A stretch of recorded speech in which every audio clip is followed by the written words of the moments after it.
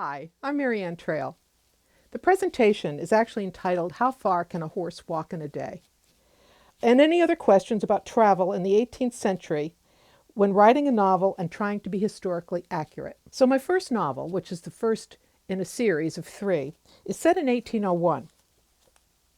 And here's the abstract. Serving as England's chief negotiator for the 1801 Act of Union put Ralph Cox's family in jeopardy when the Irish militant group Madra Dubh tries to kidnap his children. His sister, Marion Cox, agrees to take his twin boys and flee Dublin to the relative safety in London with her father, the retired General Ambrose Cox. After a difficult journey to London, Marion must repair her relationship with her father and establish herself as a grown woman able to face her own responsibilities.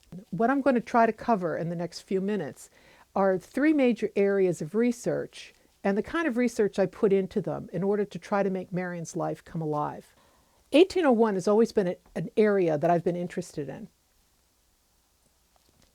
In about 1986, I went to the Victoria and Albert Museum and I saw a dress. So as you can see from the slides that I'm showing you right now, these dresses actually existed. I'm trying to describe something that I really saw in the Victoria Albert Museum, in a small museum that I was in Richmond, England, and in the Bath Costume Museum.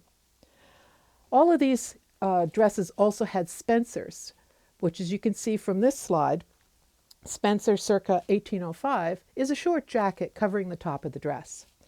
Now, in this novel, Uniting Enemies, they travel around a fair amount. How did they move around? Well, people at that time actually had quite a number of vehicles. Horses for people who lived in the city were fairly rare because they were so expensive, as were carriages. You would often rent carriages if you were middle class. I went again to a number of museums and holdings and looked at carriages that I could find in collections. Well, as you can tell from these slides, these vehicles are not very large.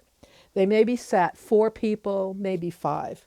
These are the upper Cadillacs of the era. And as you can see, the seats actually have some padding and are fairly comfortable. If you were in the middle class, like us, you would have traveled in something that looks like this coach.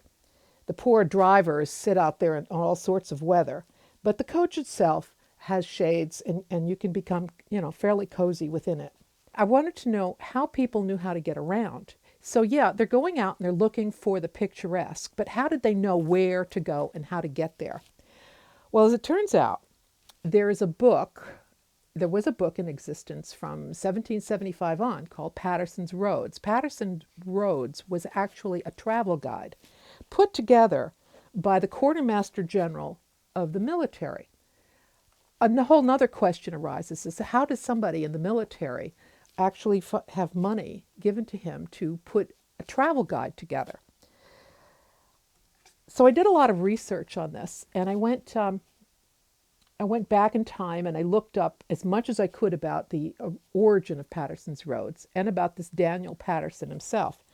And it leads back to the military and what the military was actually doing in England in 1745 with the Jacobite rebellion in Scotland.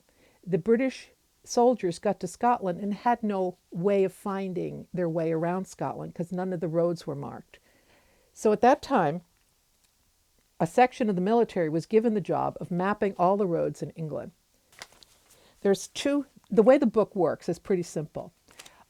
There's 2 indexes. The first index is all of the cities, towns, villages in England, and they show the mileage between each of those. So you can pick any place, one of 5 places in London, decide where you want to go, and from one of those 5 places, the index will send you to your destination. So how far does a horse travel in a day?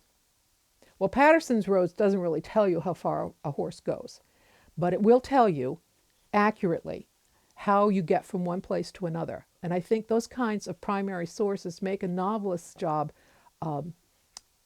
easier because you can move your characters around with some sense of reality.